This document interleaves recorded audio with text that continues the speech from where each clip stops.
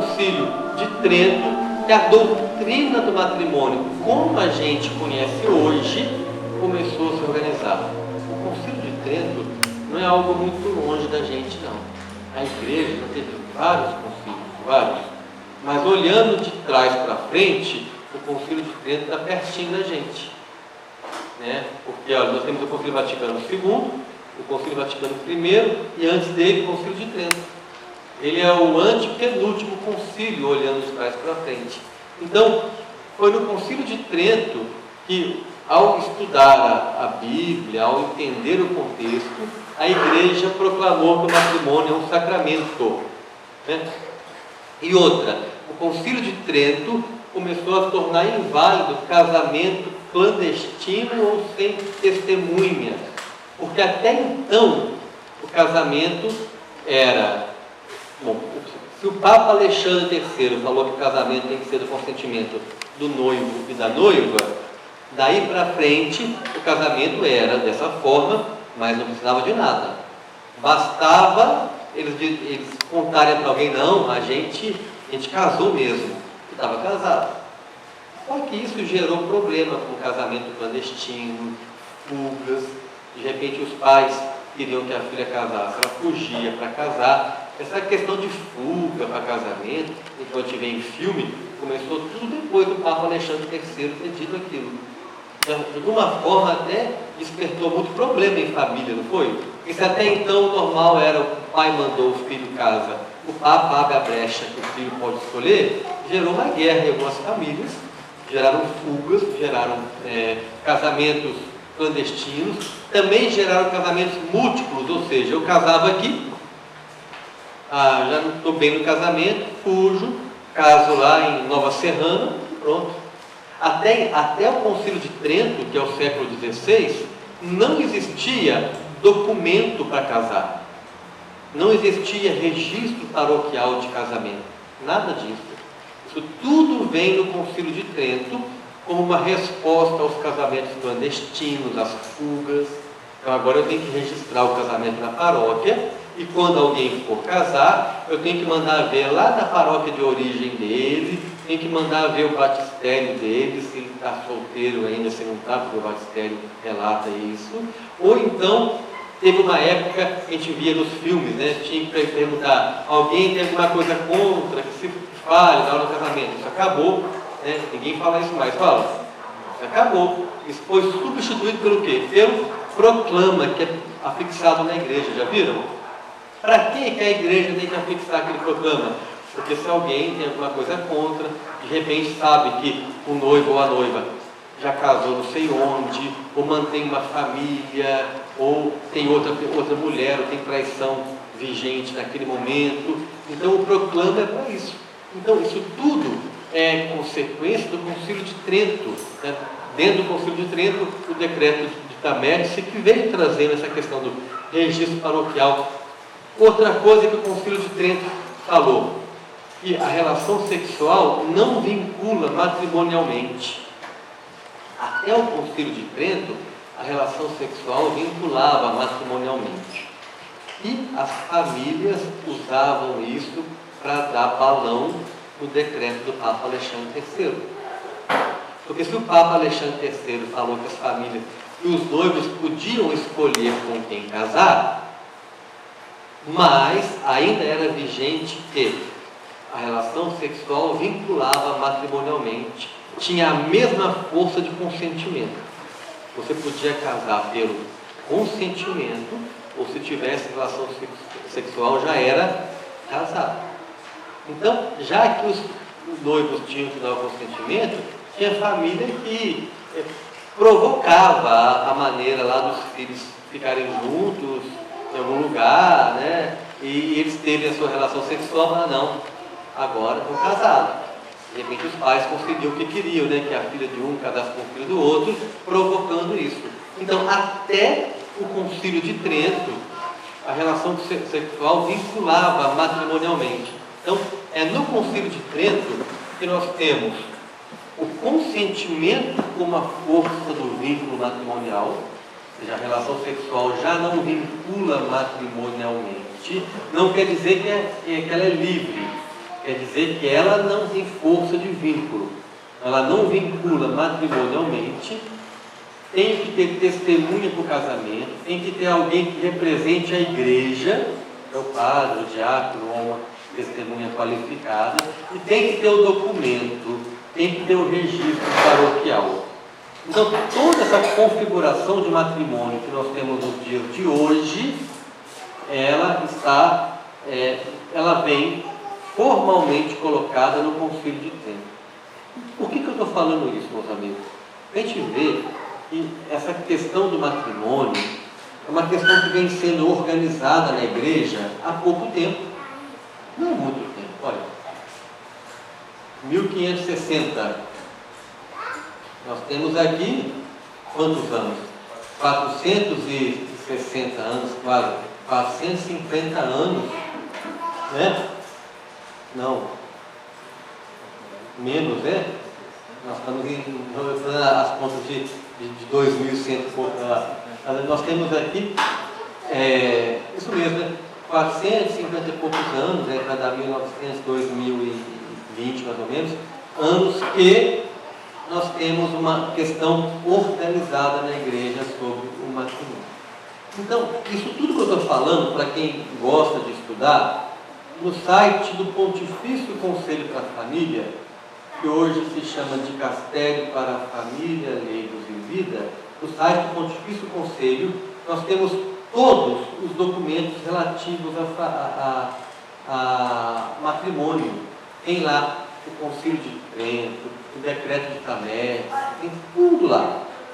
Então, não tem muito tempo que o matrimônio começa a ser organizado. Mas, para nós, especialmente, o primeiro grande documento da igreja a reunir em um único documento a doutrina do matrimônio não tem nem 100 anos. O primeiro documento que organizou em um único documento a doutrina, ele é do ano de 1930. Vocês têm aí na folha de vocês alguns trechos da encíclica Casti Connubii, né? Casti Connubii é uma união casta, a tradução é por aí, uma união casta, um matrimônio casto, né? E este documento Casti Connubii é um documento bem grande, eu tenho ele aqui, são 135 parágrafos. É claro que não dá para estudar em uma tarde nem em uma semana, é um documento grande, mas este documento tem passagens muito importantes para a gente, que a gente pode ler e partilhar. E quando eu volto num documento como Casti Connubii, nós não podemos ser tentados a pensar que isso é uma coisa muito antiga, que é uma coisa de tempos remotos. Não, porque está válido e vivo na igreja. A igreja vem mudando nos últimos anos a sua abordagem pastoral. Isso é importante. A abordagem pastoral, ela é dinâmica na igreja. Por que é dinâmica? Porque a abordagem pastoral responde aos tempos que a gente vive. Por exemplo, hoje nós temos aí tecnologia, a gente faz pastoral com internet, né? A gente divulga coisas na internet, a gente faz chamadas. Hoje nós temos várias abordagens pastorais diferentes que têm que ser feitas. Então, tudo que a igreja vem mudando, ela vem mudando abordagens pastorais. A igreja não vem mudando a sua doutrina. Nos primeiros séculos da igreja, a doutrina teve algumas mudanças, sim, em concílios da igreja, em constituição dogmática, porque estava ainda se estudando, se digerindo aquela situação, né? Era muito novo, né? Tinha que digerir, estudar, aplicar. Mas de uns séculos para cá, a doutrina está aí. A doutrina consolidada, estudada, exortada para cada um de nós. Então, ao olhar para um documento que parece antigo, mas aquele rapaz lá começou a pegar um documento do ano de 30. Não, a Bíblia tem mais tempo do que isso, não tem? Então a gente não pode se preocupar com a data, tem que ver com a verdade da questão. Então a gente vai ler, bom que a gente fala alguma coisa aqui e a gente vai comentando isso aí. Então, o primeiro ponto que está aí na caixa de conúbio, eu vou ler na sequência que está aí. O parágrafo 2. Para que, todavia, esta renovação do matrimônio produza entre os povos do mundo inteiro e de todos os tempos dos seus desejados frutos, é preciso primeiro que as inteligências humanas se esclareçam acerca da verdadeira doutrina de Cristo a respeito do matrimônio. Então, olha aí, o que nos exorta até hoje. Então, em todo mundo, em todos os tempos, para ter o fruto esperado do matrimônio, olha, para ter os desejados frutos, qual é a condição que tem que acontecer? A condição para se ter os frutos do matrimônio. Já acabou. Peraí. Quer que eu espere para continuar?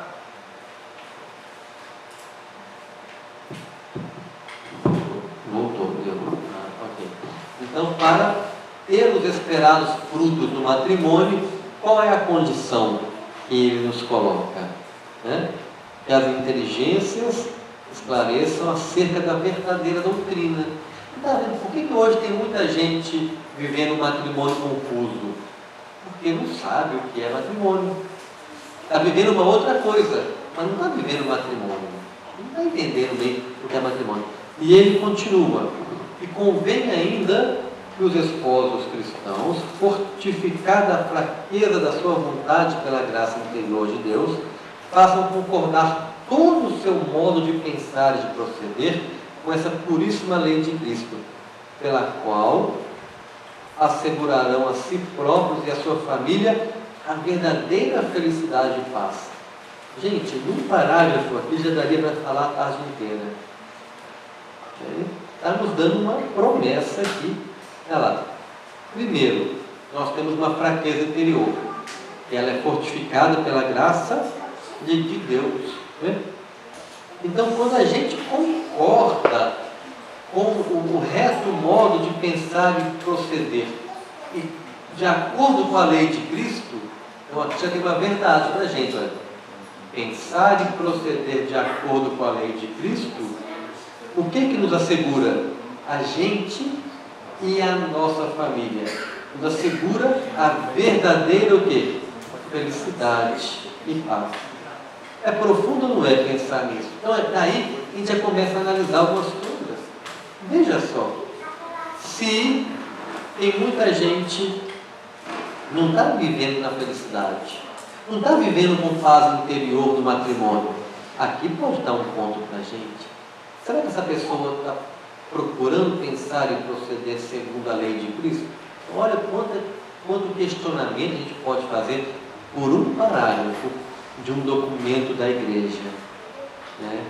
Continuando, mas ao contrário, quando desta sé apostólica como de um observador olhamos à nossa volta, verificamos na maior parte dos homens, com o esquecimento desta obra divina de restauração, a ignorância total da altíssima santidade do matrimônio cristão.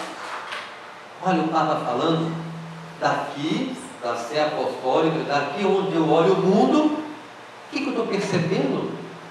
Que a maior parte dos homens, maior parte, muito mesmo, muita gente, a maior parte dos homens esqueceu, o esquecimento, ou tem a ignorância total da altíssima santidade do matrimônio cristão.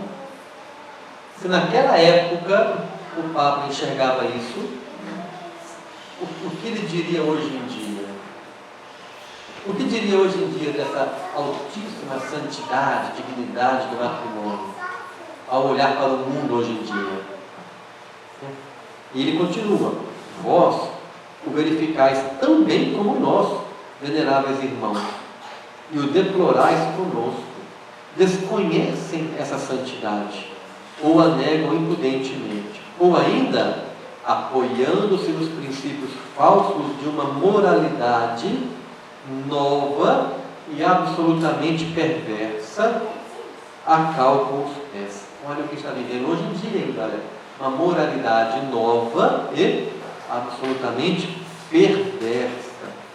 Esses erros perniciosíssimos, a esses costumes depravados, começaram a espalhar-se até entre os fiéis e pouco a pouco, de dia para dia, tendem a insinuar-se no meio deles. Então, olha, o Papa já observava quantas modas perversas, quanta imoralidade, porque o Papa estava vivendo na virada do século, ele publicou no ano de 30, e a virada do século XIX para o século XX já apontava para as novidades que atacavam a família. Chegada da televisão, a urbanização do mundo, as pessoas morando de maneira mais urbanizada. Vem aquela questão lá da Revolução Industrial que desembocava aqui, do trabalho em excesso, afetando a vida familiar. Quando a imprensa chegou e a televisão chegou, as modas perversas como a pornografia se esparramaram. Então o Papa já estava vendo aqui que era uma virada muito perigosa no mundo. Nós tínhamos um mundo muito complicado. E aqui ele já começa a apontar problemas aí, a questão da ignorância total da altíssima santidade do matrimônio. E lá no parágrafo 7, ele começa a falar: a união conjugal é, pois, acima de tudo, um acordo mais estreito que o dos corpos, ou seja, é muito mais do que unir o corpo do homem com o corpo da mulher para ficar junto. Essa união conjugal é algo muito mais estreito, muito mais profundo, muito mais mesmo. Aí reflete ao Evangelho, de ser uma só carne. De ser uma só carne no Evangelho não é união carnal. Ser uma só carne, desde Gênesis, é questão de ser uma única vida, os dois serem um projeto de vida único.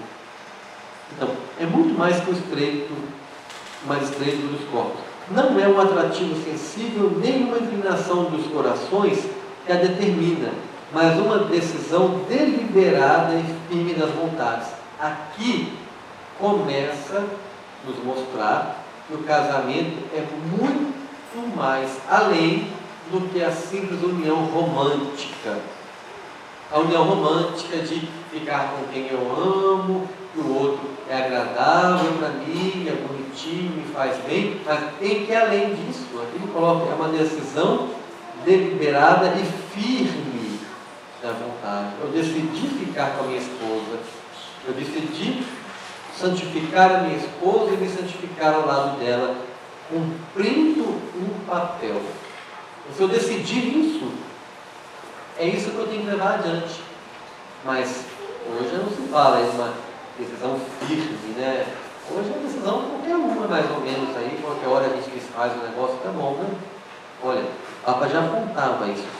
E desta conjunção dos espíritos, ou seja, muito mais que a carne, a conjunção dos espíritos, por determinação de Deus, nasce um vínculo sagrado e inviolável. Então, a doutrina do matrimônio está sendo colocada.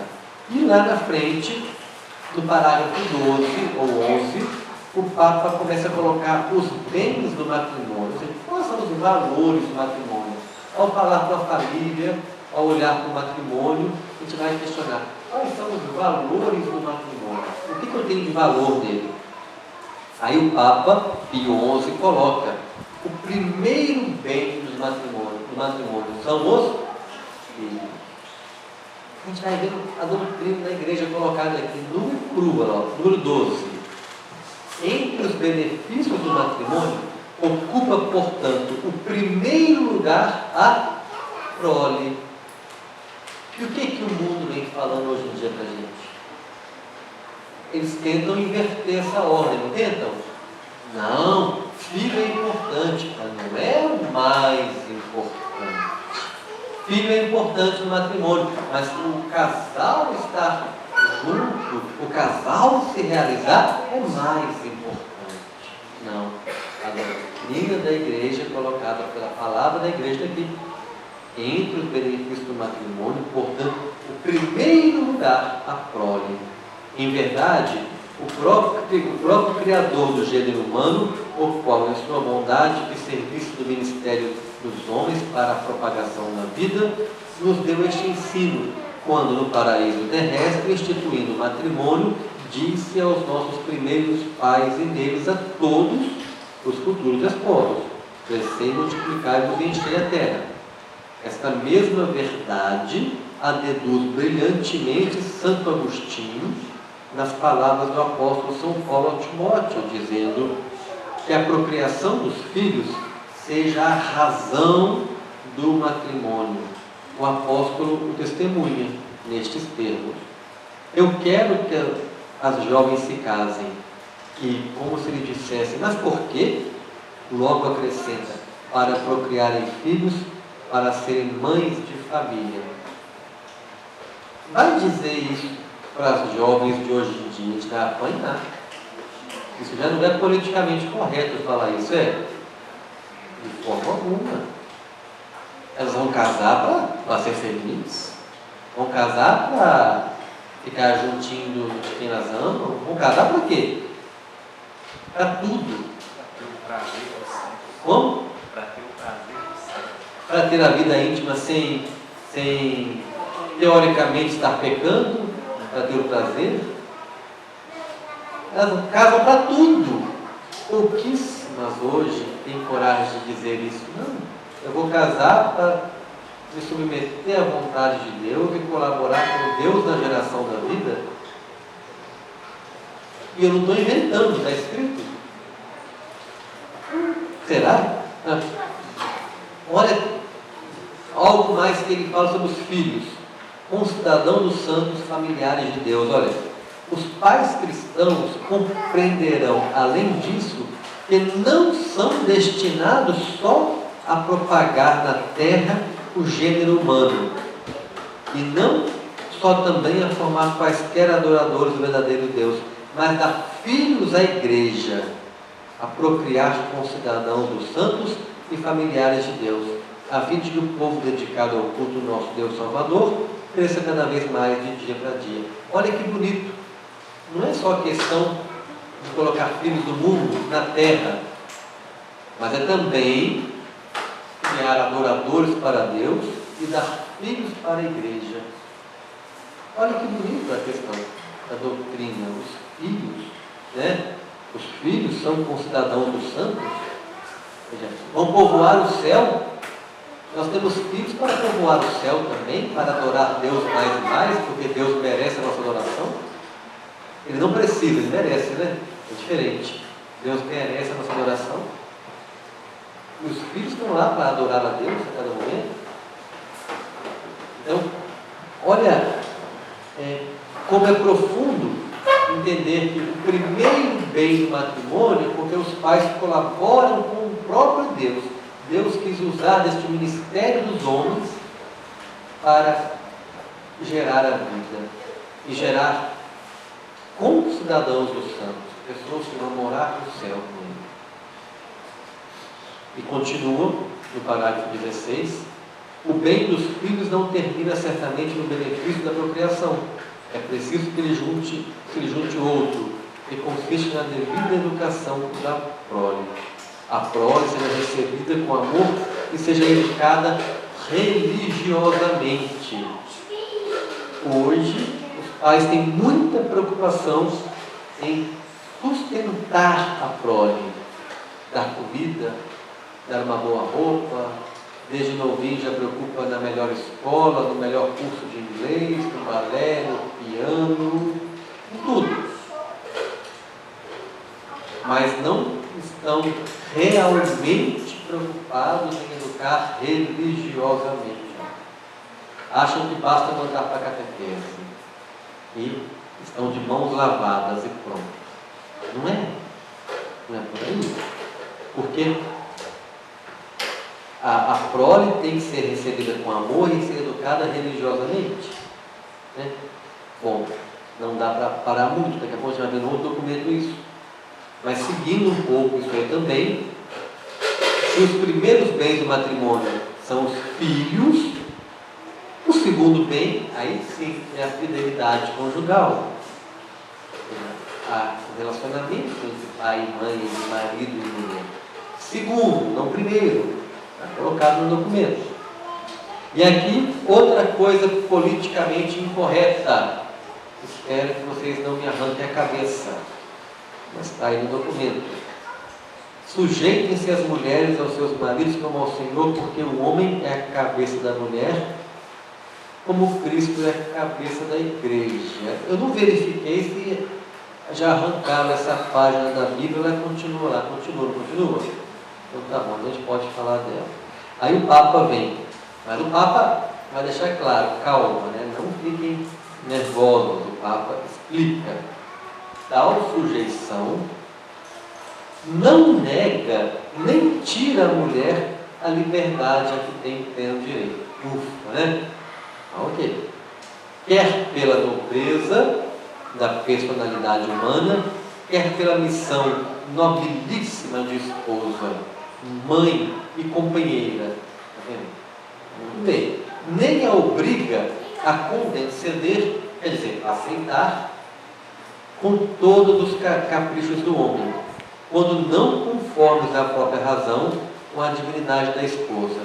Nem exige, enfim, que a mulher se equipare às pessoas que se chamam em direito menor das coisas humanas, não se costuma conceder o livre exercício dos seus direitos. Então, até aí, está deixando muito claro, da igual dignidade, mulher e homem, dos iguais direitos de mulher e homem, não é? Ficou claro isso aí? Igual, né? Quem falava que a igreja era machista, a gente não vê machismo na igreja. Foi o Papa Alexandre III que começou a salvar as meninas dos casamentos arranjados, porque quem mais sofriam eram as crianças mulheres. Geralmente os pais entregavam as meninas para os marmanjos, filhos da outra família. Geralmente era assim, né? O Papa Alexandre III começou a salvar as mulheres da dignidade, da direito delas escolherem, né? Depois vem lá o Concílio de Trento também, né? Dando valor ao casamento com testemunhas para os homens não ficar. Eram os homens que viajavam e faziam casamentos clandestinos e enganavam as mulheres, porque as mulheres não viajavam naquela época, né? Chegava lá, chegou meu representado, mas o homem já foi casado 5 vezes. Então, olha como a igreja, os atos da igreja vem defendendo em especial as mulheres. Então a igreja não é machista, e muito menos aqui. O Papa deixa claro, a nobilíssima missão de esposa, mãe, companheira, ela não tem que aceitar os caprichos do homem, né? Aquilo que é por razão, nem tem que pensar que a mulher tem direitos menores, ou seja, uma pessoa que o homem é mais inteligente que ela, então uma pessoa que tem menos inteligência, então ela tem que ter a razão tutelada por uma outra pessoa, não. Né? É claro que é igualdade, igualzinho, mas continua, então, mas proíbe essa licença exagerada que despreza o bem da família. Por quê? Na virada do século já era muito forte a questão das mulheres optarem mais, às vezes, pelo trabalho, pela sua liberdade, do que pela família. Proíbe que no corpo desta família se separe o coração da cabeça, com grande detrimento de todo o corpo e perigo próximo de ruína. Então o Papa chama de o homem de cabeça e a mulher de coração. É bonito pensar nisso. Não é nem machismo, nem feminismo. É a codependência dos dois no matrimônio. Não é? Uma cabeça não vai viver sem coração, e o coração não vive sem cabeça. Não tem jeito. Não é bonito pensar por esse ponto? Né? Aí, o Papa traz um trecho que chama, no documento que chama Arcanum Divini Sapientiae, que é a sabedoria da arquitetura divina. Né? O Papa coloca aí. O marido é o chefe da família e a cabeça da mulher. E esta, portanto, porque é carne de sua carne e osso dos seus ossos, não deve sujeitar-se a obedecer ao marido como escrava, mas como companheira. Isto é, de tal modo que a sujeição que lhe presta não seja destituída do decoro nem de dignidade. Naquele que governa e naquela que obedece, reproduzindo nele a imagem de Cristo e nela da Igreja. Seja, pois, a caridade divina a perpétua reguladora dos seus deveres. Já pensaram que, olha, em 1880, a Igreja defendendo a igualdade de direitos e que a mulher não é escrava do marido. 1880. Os senhores, os gurus de hoje em dia, que chamam a igreja de machista e tal, não sabem nada de igreja. Não sabem nada de igreja. Não leram, nunca leram um documento da igreja antes de falar isso aí. Né? Eles acham que...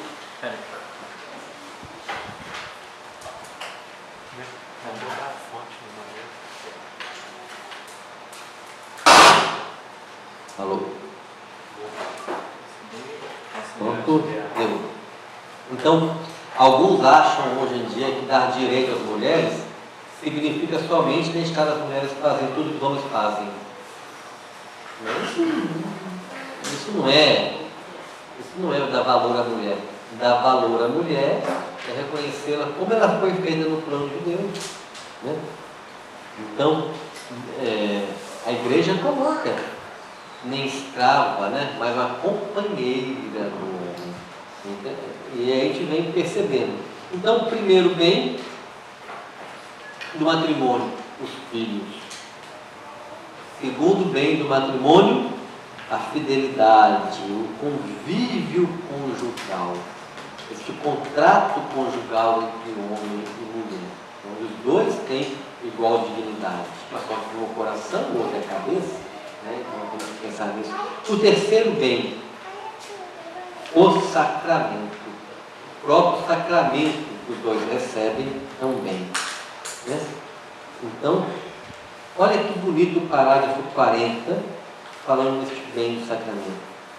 Por isso, quando os fiéis prestam esse consentimento, sinceramente, abrem para si mesmos, olha que bonito, né, gente? O tesouro da graça sacramental. O tesouro da graça sacramental. Onde possam aurir as forças sobrenaturais para cumprir a sua missão e os seus deveres fielmente, santamente, com perseverança até a morte. Olha que bonito. A igreja está nos dando a fonte da energia para levar o casamento adiante até a morte. De onde vem tanta energia? De onde vem tanta força? Você olha casais que viveram santamente e que passaram por tantas dificuldades às vezes. Casais que passaram por todo tipo de dificuldade, saúde, financeira, problema com os filhos, até mesmo algum tipo de traição. E casais que passaram todo tipo de dificuldade e no fim da vida estão lá os dois felizes, levando aquilo adiante. De onde tiraram força para aquilo? Aquilo diz. O consentimento deles, quando eles se dão em matrimônio, abrem para si mesmo, para o casal, o tesouro da graça sacramental. Então, há um tesouro. Aqueles que se unem em sacramento recebem em matrimônio, recebem um tesouro de Deus. Olha que bonito. Onde podem aurir, podem pegar, podem sugar forças sobrenaturais. Aí a gente olha para alguns casais e a gente fala, humanamente falando, não aguentariam isso. Mas só por Deus. Onde podem aurir forças sobrenaturais para cumprir a sua missão e os deveres fielmente, santamente, com perseverança até a morte. Por que os casais hoje não estão aguentando nada? Talvez não perceberam ainda que tem um tesouro. Por que os casais hoje, com qualquer problema, não querem levar o casamento adiante? Não perceberam que tem um tesouro. Por que os casais têm medo de ter filho? Porque não perceberam que tem um tesouro para levar a família adiante. De onde vem a graça? Desse tesouro. Olha que bonito. Olha como é rico a gente ler e saborear os documentos da igreja. Nos dá força, nos dá alegria perceber que está lá. Você lê o documento e vê, olha, minha vida está aqui. Falou para mim. Está aqui, ele falou para mim. É bonito a gente poder saborear esses documentos a cada momento. Né? Então, é claro que o documento são 130 e poucos parágrafos, e eu coloquei aqui aqueles que chamaram a minha atenção nos tempos de estudo. Obviamente, se você ler, você vai achar tantos outros parágrafos que para você também vão chamar a atenção. Então fica aí um estímulo a ter coragem de procurar e ler documentos da igreja. No site do Pontifício Conselho você acha tudo lá. Olha o que nos fala do casal como imagem da união divina, no 43. Que os esposos, pois, não presos, mas adornados pela cadeia áurea do sacramento, não entravados, mas fortalecidos por ele, empreguem todos os seus esforços, a fim de que sua união, não só pela força e significação do sacramento, mas também por seu espírito e por seus costumes, sempre seja e permaneça imagem viva da união fecundíssima de Cristo com a Igreja, que é certamente um mistério venerando de perfeitíssima caridade. Então, empregar todos os esforços para poder repetir essa união de Cristo com a Igreja. Se considerarem estas coisas, veneráveis irmãos, com ponderação e fé viva, se estes preciosos bens do matrimônio, quais os bens do matrimônio? A prole, a fidelidade e o sacramento, forem postos na devida luz, ninguém poderá deixar de admirar a sabedoria, a santidade e a bondade divina que tão abundantemente providenciou, que ao mesmo tempo que se mantivesse a dignidade e a felicidade dos cônjuges, se obtivesse a conservação e propagação do gênero humano somente pela casta e sagrada união do vínculo cristiano. Então, quando a gente leva adiante com fé viva os bens, prole, fidelidade, sacramento, ninguém poderá deixar de admirar a sabedoria, a santidade e a bondade divina. Ou seja, quando você olha para uma família que levou aquilo adiante, você vê a imagem de Deus neles. Quando você olha para uma família que levou adiante os bens do matrimônio, a gente consegue ver a imagem de Deus naquela família. Mas, como uma família, como um matrimônio diz muito de Deus, e diz é porque a união sacramental repete para nós a união de Cristo da Igreja. É claro que se a família fala muito de Deus, ela vai ser muito atacada. Se ela fosse uma coisa mais ou menos, ninguém ia se preocupar em atacar a família. Ia? Não, deixa lá. Está naquele cantinho lá, né? Se a família realmente pode representar a união de Cristo da Igreja, ela vai ser muito atacada. E já naquela época, o Papa veio falar sobre as investidas contra a união conjugal. Muitas investidas contra essa união conjugal. No parágrafo 46 ele coloca: é um fato, em verdade, que não já em segredo nas trevas, mas abertamente, posto de parte todo o sentido do pudor, que é oralmente por escrito, pelas realizações teatrais, de todos os gêneros, pelos romances, pelas novelas, e leituras amenas, pelas projeções cinematográficas, pelos discursos radiofônicos, enfim, por todas as descobertas mais recentes da ciência, se calca aos pés e se ridiculariza a santidade do matrimônio. Gente, parece que isso foi escrito agora, não foi? Olha lá, usando tudo que tem, né? Teatro, música, sei lá, romances, novelas. Quando se diz novela, novela naquela época não é telenovela. Novela é romance escrito, né? Na sequência, né? Novela, que hoje tem pior ainda a telenovela, né? Bem, leituras, cinema, rádio, tudo isso aí se presta aqui a ridicularizar a santidade do matrimônio. Este é ou não é um desafio para a família de hoje? Conviver com tanta coisa que ridiculariza o matrimônio. Vocês acham que nós, que temos 7 filhos, quantas piadinhas já ouvimos sobre isso? Eu sei a mais comum. Fala mais comum. Vocês não têm televisão em casa, né? Pois é, mais comum é mesmo. No meu livro eu conto isso, no Família Fora de Moda eu falo um pouco. Ou então fala assim, você não é responsável? Não, o mundo está difícil. Uma senhora já perguntou, eles não fazem outra coisa não? Mas isso também não é de hoje, não. A minha mãe fala a mesma coisa. Ela teve e ela fala que quando ela chegou no 6º em diante, ela já estava com vergonha da gravidez. Vergonha de contar para a família, né? É verdade.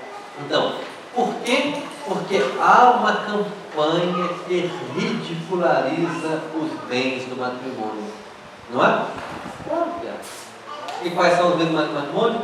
A prole, a fidelidade e o próprio sacramento. 3 bens do matrimônio. A prole, a fidelidade e o sacramento. E é uma campanha que ataca o matrimônio e ataca os bens, ridiculariza o matrimônio. Olha lá, continuando. Ao passo que se louvam os divórcios, os adultérios, os vícios mais ignominiosos, ou pelo menos se pintam com tais cores que parecem querer mostrá-los como isentos de qualquer mácula e infâmia. Ou seja, é normal. Não, está tudo normal, isso é normal, deixa assim mesmo, né? Pais católicos deixando filhos dormir com a namorada em casa, é normal, deixa, está todo mundo fazendo isso, né? Pais deixando rolar qualquer programa na TV em casa, é normal, deixa, é assim mesmo, né? O fulano já está no 3º casamento, é normal, se não deu certo, fazer o quê? Antes em casa do que no motel, né? Ele não é em casa, aqui no motel, vai morrer na rua, vai ser assaltado, né? Deixa em casa. Eu dou para ser batido para ele, né? Fazer o quê? Melhor ele vivo aí do que com uma AIDS e tal, as ideias de pai, né? Pintam, olha lá, o Papa falou aqui, ó. Pintam com tais cores que parecem querer mostrá-los como exemplos de mácula e infâmia, mascarando as coisas, né? Fazer o errado parecer nem certo, mas pelo menos justificável e normal. E não faltam livros que, para tal, se apresentam como científicos, mas que na realidade, mais das vezes, não têm de ciência senão as tinturas, com o fim de poderem mais facilmente insinuar nos espíritos. E as doutrinas neles defendidas preconizam-se como maravilhas do espírito moderno, isto é, daquele espírito que se vangloria de amar só a verdade, de ter emancipado de todos os velhos preconceitos, no número dos quais inclui e relega a tradicional doutrina cristã do matrimônio. E a gente vai lendo, a gente pode pensar num monte de coisa que vai acontecer no nosso redor. Isso acontece ou não acontece? Cada dia mais forte acontece. Está aí no quadro colocado. Os ataques, matrimônio ridicularizado, né? E ele coloca no parágrafo 50 a questão da negação blasfema. Para começar pela própria origem de tais males, né? Tantos males do matrimônio, a origem deles. Olha, a sua principal raiz está em dizer que o matrimônio não foi instituído pelo autor da natureza, nem elevado por nosso Senhor Jesus Cristo à dignidade do sacramento, mas como uma invenção humana. Já ouviram isso hoje em dia? Não, o matrimônio é um contrato aí, inventaram para as famílias não partilharem seus bens, lá na época feudal, não sei o quê, uma família dividiu os bens só com a outra, inventaram o matrimônio, o ser humano é assim, foi uma invenção, começam a justificar, né? Usar a sociologia, como ele falou aqui no parágrafo anterior, de ciência só tem umas tinturinhas, mas não é ciência, mas usam a sociologia, a filosofia, a psicologia, para falar que o matrimônio é uma criação nossa. Porque se o matrimônio é uma criação nossa, a gente pode desfazer, a gente pode agir de forma diferente, desconstruir, sem peso de consciência. Mas se é a obra divina realmente, aí eu vou ficar com o pé atrás. Hoje eles falam, o matrimônio é a primeira opressão do patriarcado.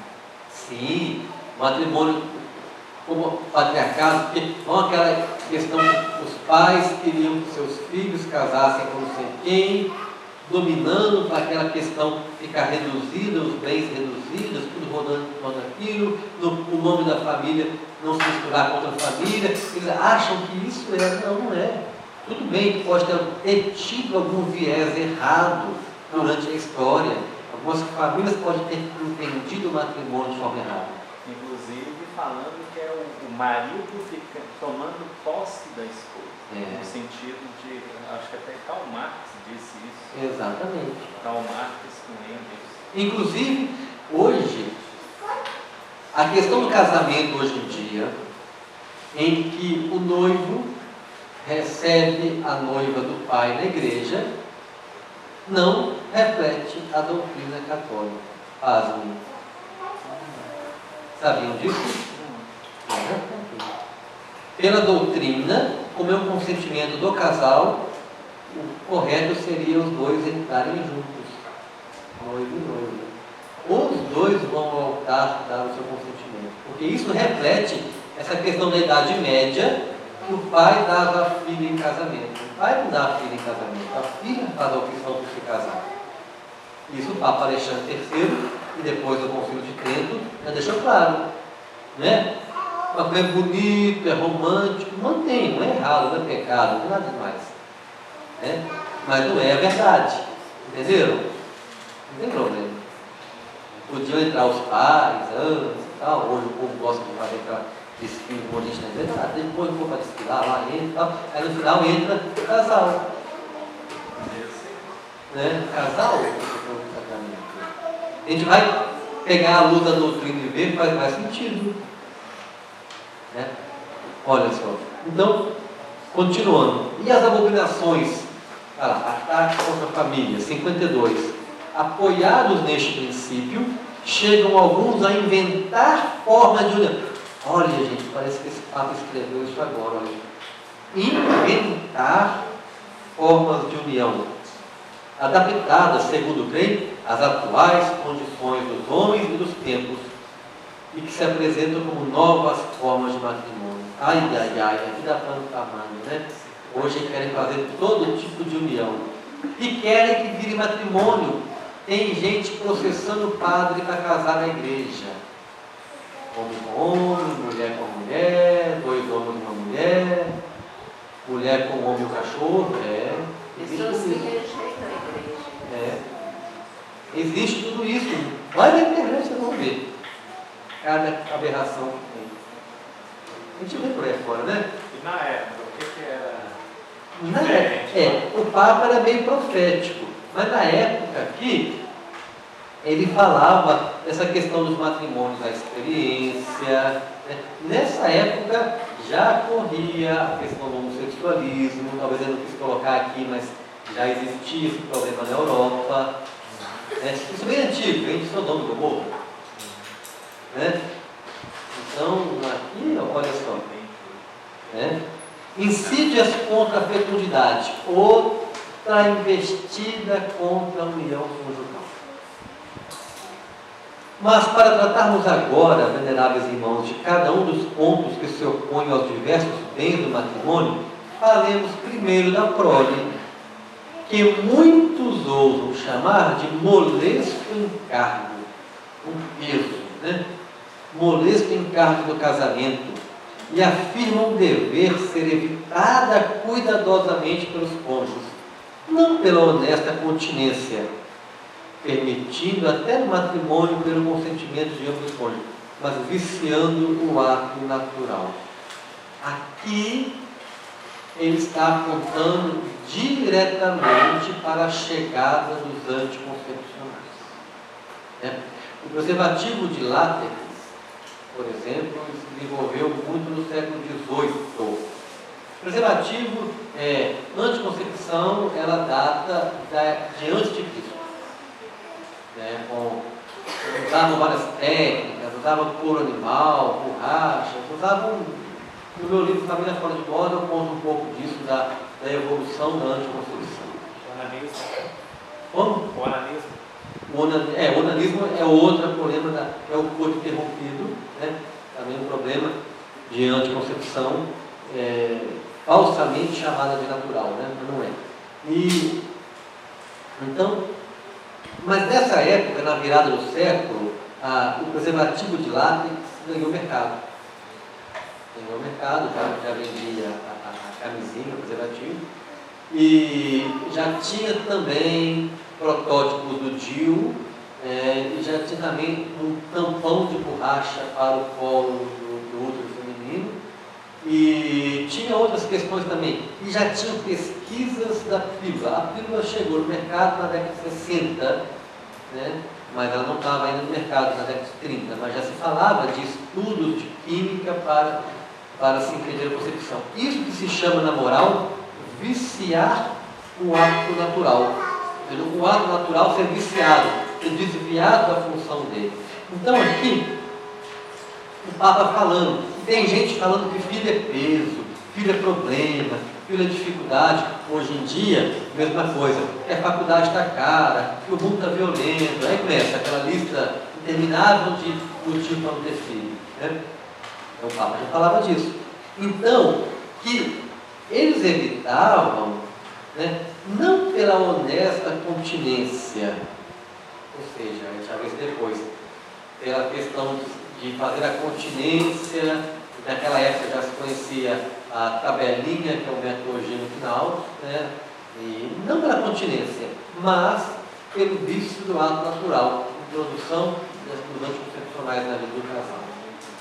Então o Papa está falando que isso é uma insídia contra a fecundidade. Vamos continuar, que vai ter mais documentos que vai falar disso para a gente também. Se por isso, em virtude da... Aí o Papa, no parágrafo 54, eu li isso, ele vai apontando esse monte de problemas. 55, 57, 58. Aí, lá no 58, ele perde a paciência. Né? Ele perde a paciência e começa a falar dos pastores de alma, ou seja, com tanto problema, o que ele vai falar dos padres e dos bispos agora? Se por isso, em virtude da nossa suprema autoridade e do cuidado da salvação das almas, advertimos aos sacerdotes que se entregam ao ministério de ouvir confissões, ou seja, falando diretamente para os confessores e a todos os outros curas de alma, ou seja, aqueles que também não são confessores, mas orientam, acompanham, que não deixem errar os fiéis que lhe foram confiados em ponto tão grave da lei de Deus. Está falando aí da fecundidade. É um ponto tão grave da lei de Deus. E muito mais que se conservem eles próprios imunes dessas perniciosas doutrinas. Olha lá, as doutrinas aí contra a fecundidade ele chama de perniciosas, os padres ficarem imunes a elas. E que de modo nenhum sejam coniventes com elas. Ou seja, que os padres não sejam coniventes com essas doutrinas contra a fecundidade. Se, aí que perde a paciência, porém algum confessor ou pastor de almas o que Deus não permite, ainda faz uma oração, né? Se algum confessor, pastor de almas, o que Deus não permite, igual a gente falando, né? Deus não permite, né? Induzir ele próprio nestes erros, os fiéis que lhe foram confiados,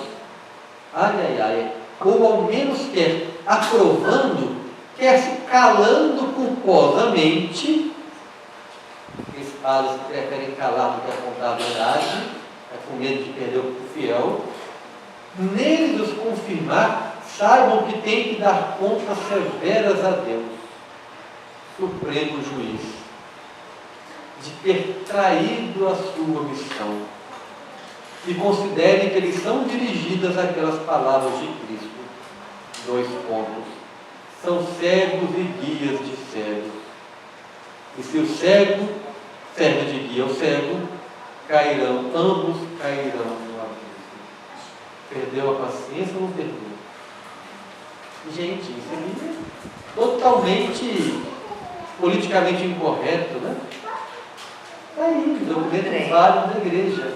Quando ele fala aprovando e se calando culposamente, ele supõe que quem cala, omissão, né?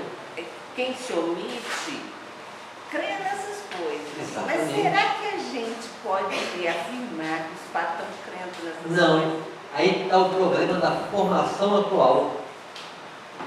Hoje não se Fica forma. preparando ao contrário. Exatamente, porque são vítimas do sistema pernicioso.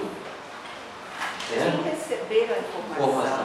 Vou contar uma história para vocês, que eu até conto no meu livro, e daqui a pouco a gente vai falar da encíclica Humanae Vitae. Um padre dava aula no seminário no sul do Brasil, e um padre muito bem formado, etc. E esse padre dava aula de moral, e ele conseguiu introduzir no seminário uma matéria sobre fecundidade no plano de Deus, trabalhava com Castro Conúbio, Humanae Vitae e tal. Raríssimo hoje no seminário do Brasil. Logo, os alunos contaram para ele que o apelido dele, na boca dos outros padres, era Padre Humanae Vitae. De maneira jocosa, né? Debochada, né? Agora a aula de quem era? Padre Humanae Vitae, né? Por quê? Ele estava fazendo algo, estava nadando contra a correnteza, realmente. Mas, meus amigos, olha como é clara e pesada a palavra. Se por um lado, lá em cima, no 40, nós temos essa massagem no coração do tesouro da graça sacramental, a gente levar adiante o compromisso, lá embaixo também está falando claro. Isso e se prestar essas coisas que atentam contra a prole, a vida conjugal e o sacramento, são perniciosas doutrinas. Não pode aceitá-las de forma alguma. É muito claro, não é? Vocês já tinham tido contato com documentos da igreja? Quem já tinha lido aqui algum documento escrito para a exaltação da igreja? Quem? Todo mundo. Alguns. E já viram essas aqui do século XX, por exemplo, século passado, como são diretas? Assusta? Assusta. Né? Até aí, palavra da igreja colocada, mas magistério. Meus amigos, o que é magistério da igreja? Magistério da igreja são os documentos pontifícios ou com aprovação dos conselhos pontifícios. Por exemplo, o documento diocesano não é magistério da igreja, o documento da CNBB não é magistério da igreja, o magistério da igreja são documentos pontifícios, pelo Papa ou pelos seus conselhos, aprovados pelo Papa. Isso que é magistério da igreja. É lá que está a questão da infalibilidade do Papa. O Papa assina diante sentado, usando a investidura de Pedro. É assim que ele é infalível. Fora daí, o Papa pode errar em entrevista, ele pode dar errado na opinião errada, bispos também. Agora, infalível é somente documento pontifício. Isso é infalível. Como este, por exemplo. Ok? Tá? Vamos lá. Exagero. 59. A igreja, todavia, como piedosa mãe, conhece e sente admiravelmente tudo o que se diz respeito à saúde da mãe e do período da sua vida. Aqui ele volta a falar da continência. Que a igreja não está dizendo que os casais têm que ter filho assim, sem qualquer cuidado.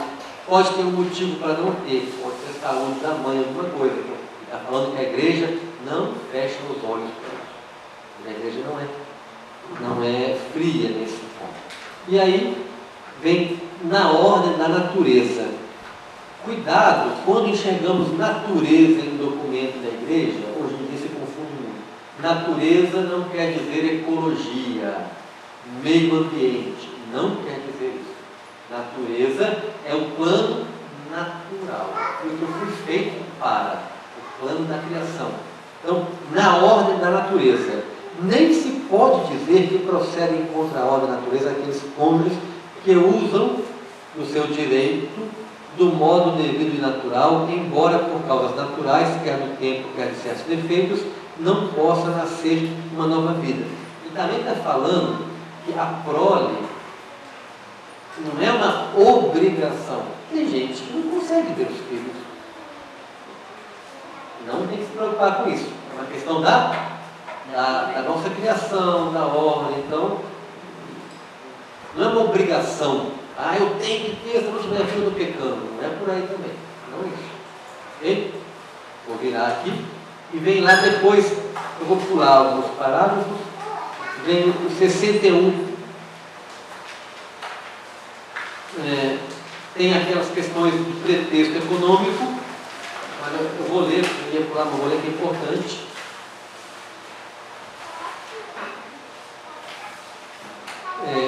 O 61. Penetram igualmente no íntimo do nosso espírito os lamentos daqueles cônjuges que, oprimidos duramente pela falta de meios, têm gravíssima dificuldade de alimentar os filhos. Claro, alguns têm realmente dificuldade. E continua.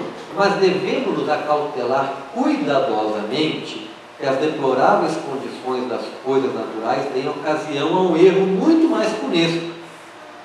Nenhuma das dificuldades podem surgir que sejam capazes de levar à obrigação de derrogar os mandamentos de Deus. Ou seja, que dificuldade é essa que me faz agir contra a lei de Deus?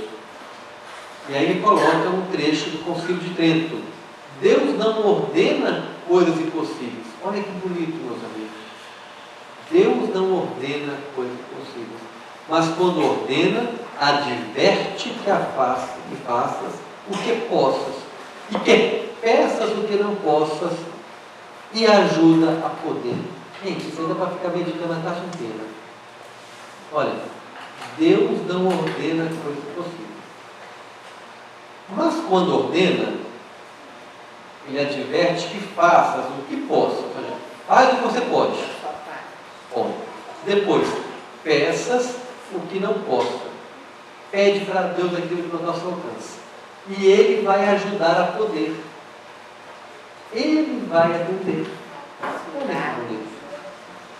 Olha, espetacular. Não é? Uma frase do Confúcio. Ele quer dizer o quê? Vem muita gente com a desculpinha de que não pode ter filho porque não tem dinheiro. Faz a sua parte. Pede o apoio a Deus. E Ele vai ajudar.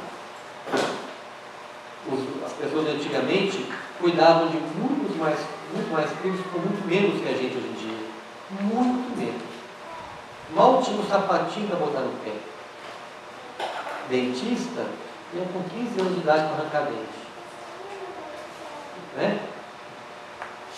Escola, faculdade, poucos iam. Era muito caro, alguns iam para o seminário para estudar. Com muito menos.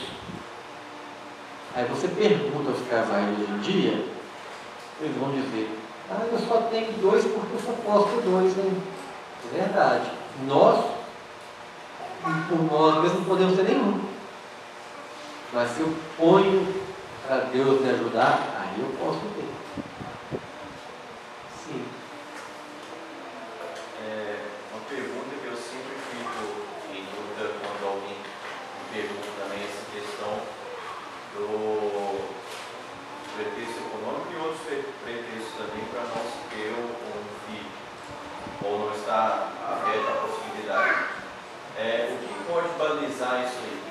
Existe uma coisa concreta, uma linha que fala, ó, a partir daqui não se, seria possível evitar através do método permitido pela igreja, e aqui, a partir daqui, não, isso aqui seria... A igreja não coloca isso como manual, ou turma, né? Porque isso entra no maior presente, no segundo maior presente que Deus nos deu, que é a liberdade, né? Deus nos deu 2 grandes presentes. O primeiro é a vida, o segundo é a liberdade, que é a minha vida. Né? Então, é a liberdade do casal decidir.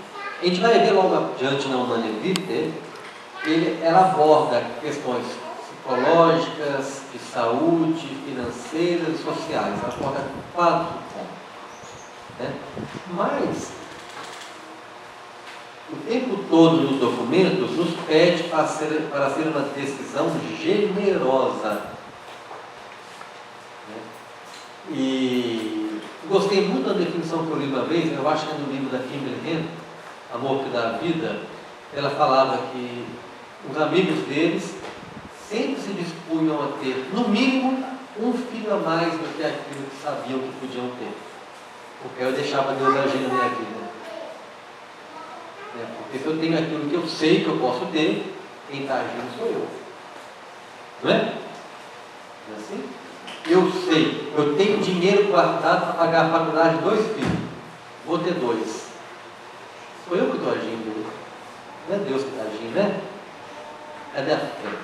Olha a frase aqui. Aquilo que você não pode, você pede. E Deus vai poder. Vai poder dentro do que é realmente necessário. De repente, não dentro dos padrões que eu criei. Aí que está a diferença. Não é? Então, vocês estão conhecendo em 2 meses 2 famílias que fazem milagres para manter seus filhos. Conheceram o Diego e a mim. E quando conversar conosco pessoalmente, vocês vão ver os milagres que já tivemos para manter os filhos. E nenhum de nós somos ricos.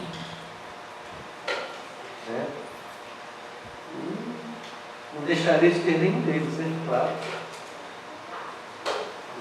Também tem uma questão interessante, porque ao criar, como diz o Papa, filhos para a igreja e adoradores para Deus, concidadãos dos céus, quem é melhor? Ou melhor, vamos mudar a pergunta: quem é que veio de família muito pobre? Quem assim? Alguém aqui falou, vim de família pobre mesmo, lá, meus pais custavam botar comida em casa? Alguém aqui lembra disso? Não passou isso? Louvado seja Deus. Tem testemunho de alguém levantou a mão. Pois é, mesmo com toda a dificuldade que você passou, eu também, vocês acham que vocês não deveriam existir? Não é? Não há dificuldade que justifique a minha não existência. Porque a minha existência é para adorar a Deus, é para povoar o céu. Não é? Não há dificuldade que justifique a minha não existência. Enfim, Deus ama cada um. Cada um é amado por Deus. Vai deixar de existir porque ele não pode calçar um tênis? No dentista? Gente, ninguém vai levar dente para o céu. Né? Claro, a gente tem que tratar da melhor forma possível a nossa vida. Melhor. Tem que dar valor à vida. Tem que ir ao médico, se tratar, fazer ginástica, cuidar da saúde. Por quê? Eu tenho que dar valor ao que Deus me deu. Mas sabendo que aquilo qualquer hora vai acabar. E eu, filho de Deus, vou para o céu com ele. Se eu não tivesse existido, seria um filho a menos do céu. Não é? Pensaram nisso?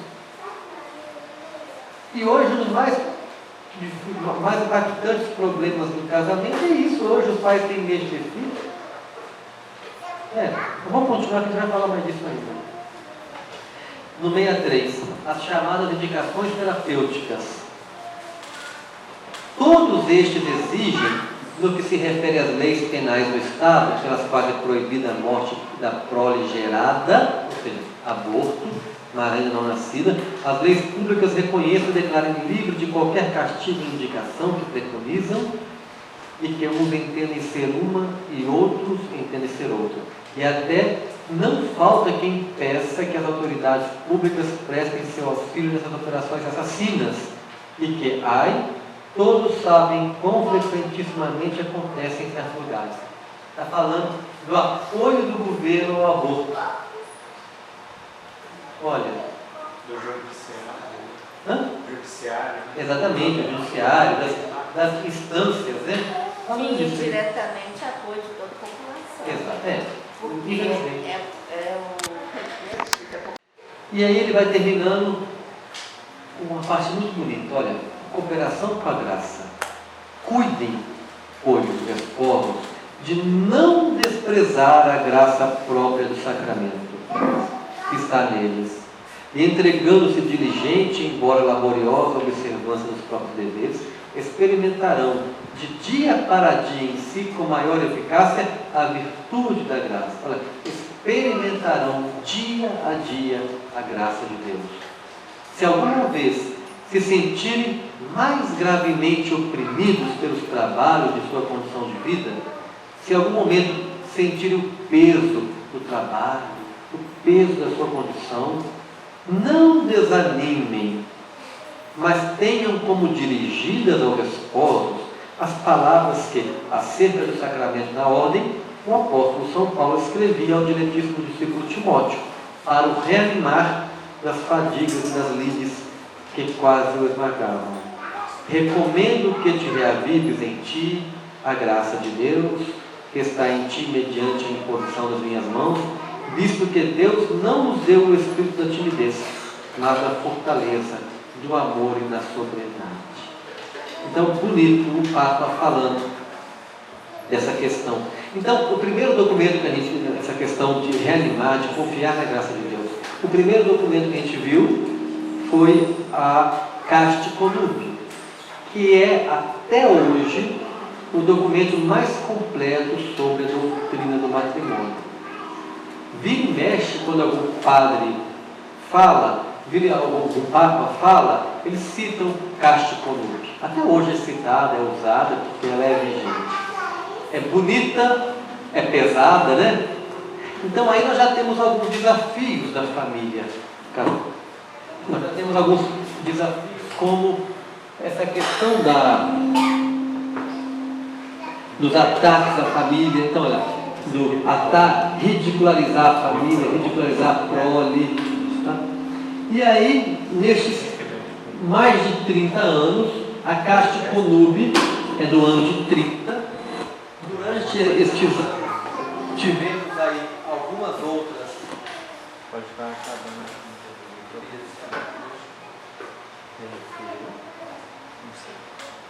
Nestes anos tivemos aí alguns outros documentos da igreja. Tivemos também o Papa Pio XII neste meio tempo, né?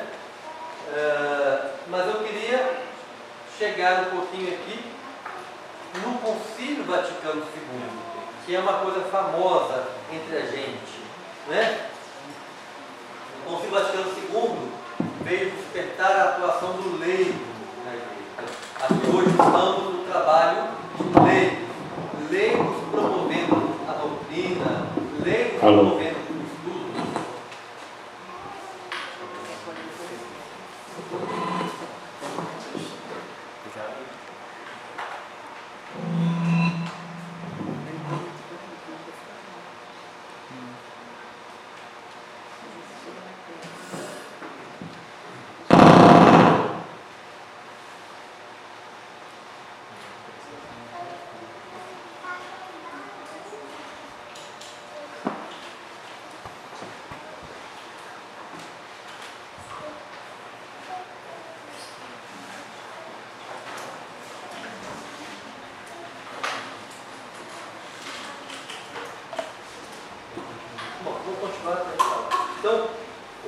Vaticano II reanimou ou renovou com a ideia dos leigos participarem da vida da igreja. Mas sempre com foco no matrimônio da família. Temos no nosso documento um trecho da Gaudium et Spes, que é do Papa São Paulo VI. Aqui está São Paulo VI. Você sabe que Paulo VI é santo, né? Foi proclamado, foi canonizado no ano passado, em 14 de outubro. O dia dele é dia 29 de maio. Dia 29 de maio é o dia de São Paulo VI. Vocês vão ver que é um dos papas que mais falou de família, juntamente com São João Paulo II. Estes dois papas fizeram um marco para a família, um marco assim, fantástico, né? Com as definições, as orientações. Até hoje nós temos aí que digerir muito, são novas para a gente, né? Então, na Gaudium et Spes, um dos primeiros documentos assinados pelo Papa Paulo VI, porque ele tinha sido eleito Papa em 63, né?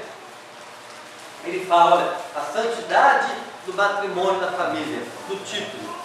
E ele começa, por sua própria índole, a instituição matrimonial e o amor conjugal estão ordenados para a procriação e educação da prole, que constitui como que a sua coroa. Olha lá, ele está reafirmando o que a gente leu na Caixa de Cônjuge da década de 30, né? Lá falava qual que é o primeiro bem do matrimônio? A prole. Aqui ele falou que é a coroa do matrimônio. Mesma coisa, né? Ok? E ele continua falando do amor conjugal. A palavra de Deus convida repetidas vezes os noivos a alimentar e robustecer o seu noivado com um amor casto e os esposos a sua união com um amor indivíduo. Né? Está pedindo para...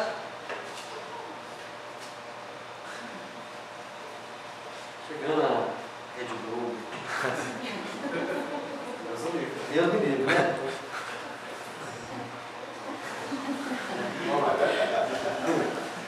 Então, o Papa está aí comentando da questão dos noivos robustecer o seu noivado com um amor casto.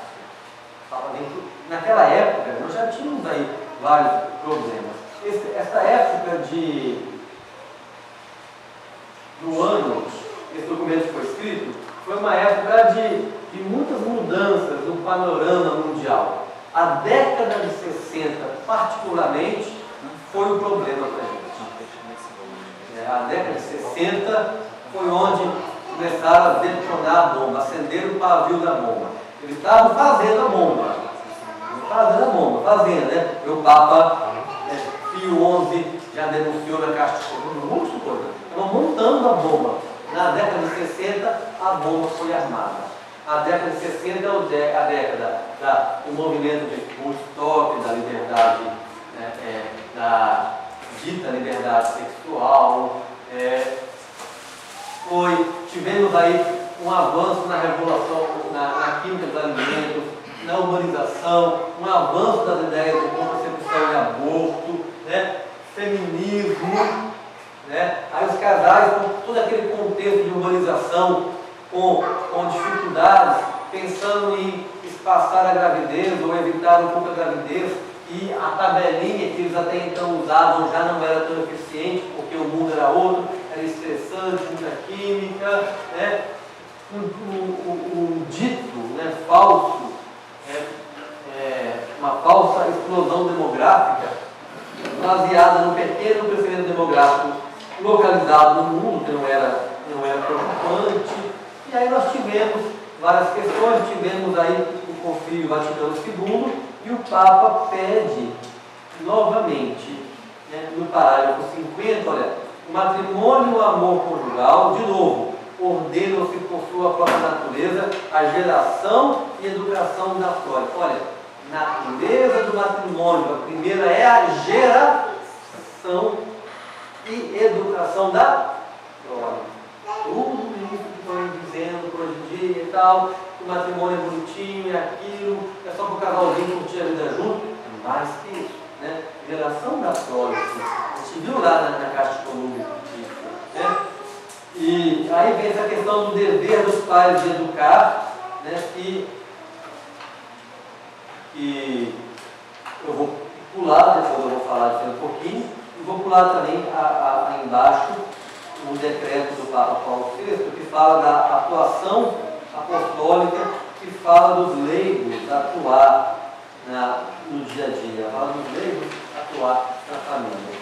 Eu quero lembrar, bom, aí eu vou parar um pouquinho isso aí, porque eu quero, antes do Código de Direito Canônico, eu quero pular para a Humanae Vitae. Qual é o contexto da Humanae Vitae? Neste mundo tinha, na década de 60, esse monte de problema acontecendo. A situação toda. Né?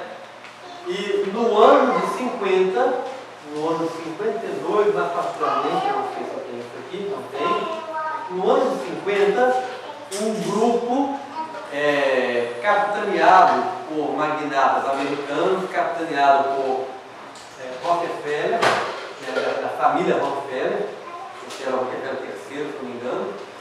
Este grupo estava começando a tentar influenciar o governo americano e outros governos do mundo para se começar no mundo um certo tipo de controle populacional.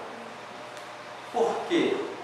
Na visão dele, os bens do mundo, os recursos do mundo estavam condenados se os países continuassem crescendo, principalmente os países mais pobres.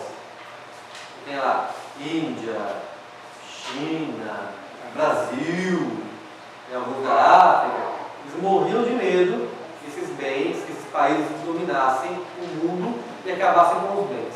O medo deles, né, era que esses países acabassem com os bens naturais, minerais, água, florestas e tudo, né, que esses países tivessem doenças que iam esparramar por eles e chegar lá neles, nos grandões, e que também teriam exércitos muito fortes e que seria difícil enfrentá-los no futuro.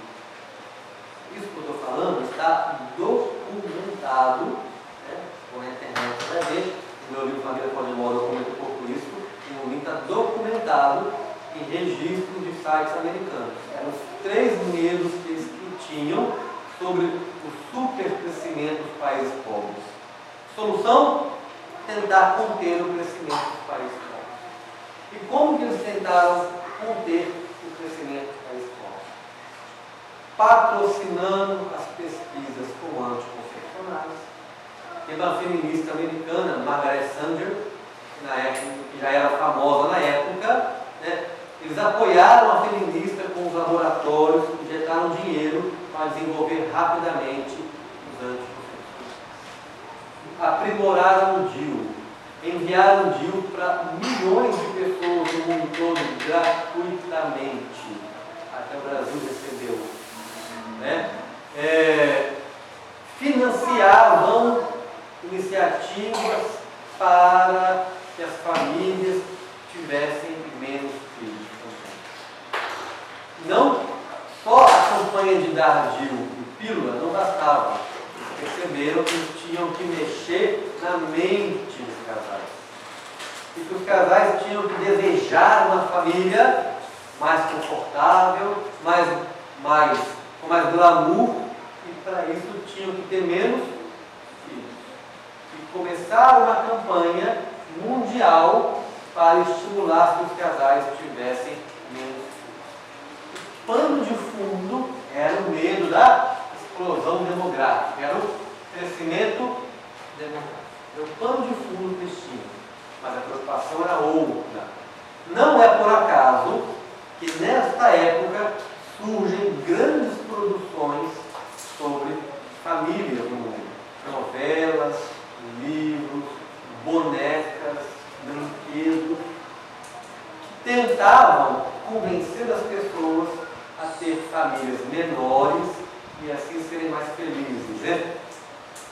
Saem filmes como Quem Tem Família Grande, confusão na família toda lá, e o pessoal com um filhinho só, viajando de cruzeiro pelo mundo, a mulher de terninho trabalhar no carrão, sai a boneca Barbie, né? A boneca Barbie é aquela que não se casa, não tem filho, tem carro, tem dinheiro, faz o que ela quer. É dessa época.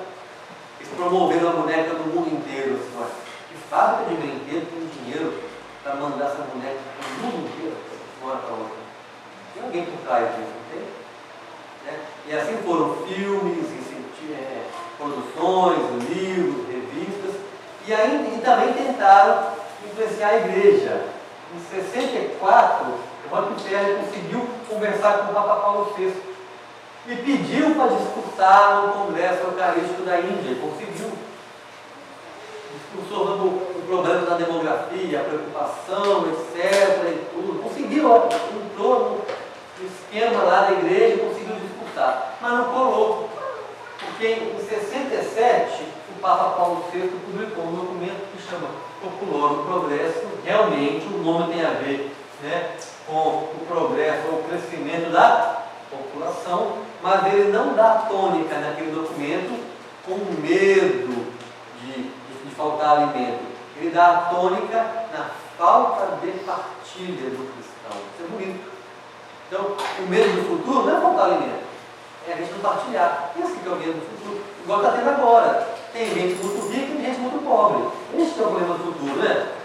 Não tem outro problema. Então, olha que bonito, olha como é profundo a linguagem da igreja. E no ano seguinte, ele publica a encíclica Humanae Vitae.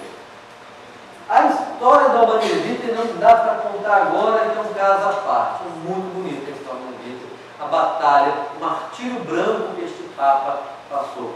Inclusive, se forem na internet, vocês vão achar um artigo meu sobre isso, que chama o martírio branco por defender a vida. Papa Paulo VI, o martírio branco por defender a vida. Mais ou menos assim o título, vocês vão achar. Tem um site, andreparreira.com.br, lá tem um monte de artigos também, que já foi publicado em outros locais, eu passo para o site, está lá também. Então ele publicou a Humanae Vitae, que vem nos falar, que vem casar direitinho com a Casta de Conúbios. Vamos lá. A Humanae Vitae vem casar direitinho com a Casta de Conúbios. Que ela vem falar que essa questão da natalidade, tudo isso aí, não é tão importante do ponto de vista de população, de finanças, de dinheiro. O mais importante que eu tenho que ter em mente na questão da natalidade é uma vista não só natural e terrena, mas também sobrenatural e terrena. O que o Papa Pio XI falava? Gerar filhos é gerar filhos para a igreja com cidadãos dos santos. Casa direitinho, com que mais de 30, quase 40 anos depois, 38 anos depois, veio o Papa Paulo VI, São Paulo VI, falar para a gente que eu tenho que me preocupar primeiro com isso. Essa é a minha primeira preocupação. Então, para organizar o nosso trabalho, a gente vai fazer uma paradinha, que ninguém é de ferro, né? E depois a gente vai tentar avançar mais rapidamente na Humanae Vitae, falar um pouquinho do catecismo e aí tentar localizar os desafios atuais da família dentro dos documentos que nós já vimos hoje. Tal desafio, e aí, como é que fica? Tal documento fala isso e o outro fala, entenderam? Por isso que eu estou primeiro tentando trazer para vocês um corpo de conteúdo da igreja sobre o que é matrimônio e família, para a gente poder daqui a pouco pegar um documento ou outro e localizar dentro, pegar um problema aí, desafios, divórcio, o povo não quer ter filho, educar os filhos, está caro, droga. A gente vai tentar localizar isso nos documentos da igreja, para ter resposta. Nós não podemos sair daqui hoje pessimista. Eu fui lá e a gente viu lá que realmente tem muito problema na família. Tem muito desafio na família. Uma lista enorme de desafios. Eu tenho que sair daqui hoje bem. Desafios não são nada diante do valor do matrimônio. Os desafios têm as suas respostas todas naquilo que a igreja fala para a gente. Não é? A gente vai fazer o intervalinho. Bom?